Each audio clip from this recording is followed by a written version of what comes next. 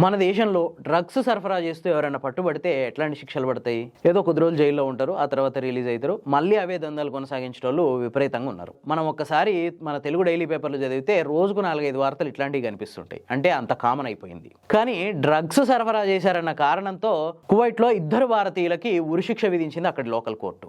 Kuwait చట్టాల ప్రకారం drugs సరఫరా, హత్య, అత్యాచారం అనేది తీవ్రమైన నేరాలు.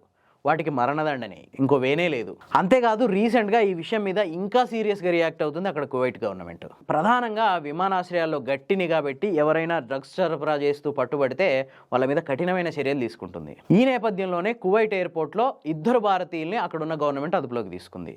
వాళ్ళలో ఒకరి దగ్గర 14 కిలోల హెరాయిన్, ఇంకొకరి దగ్గర 8 కిలోల మెథాంఫెటమైన్ అనే డ్రగ్స్ దొరికినాయి. వీటి విలువ కొన్ని కోట్లల్లో ఉంటుందట. సో ఇంత పెద్ద ఎత్తున డ్రగ్స్ దొరకడంతో వాళ్ళిద్దరికి అక్కడ లోకల్ కోర్టు మరణశిక్ష విధించింది.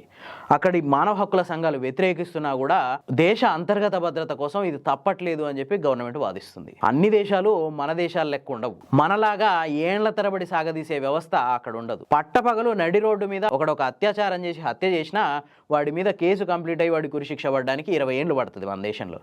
కానీ అన్ని ప్రభుత్వాలు అట్లా ఉండవు కదా, అక్కడ చట్టాలు కఠినంగా ఉంటాయి కదా. సో ఇక్కడున్న అవలక్షణాలన్నీ తీసుకుపోయి వేరే దేశంలో కూడా చూపిస్తామంటే రిజల్ట్ ఇట్లానే ఉంటుంది.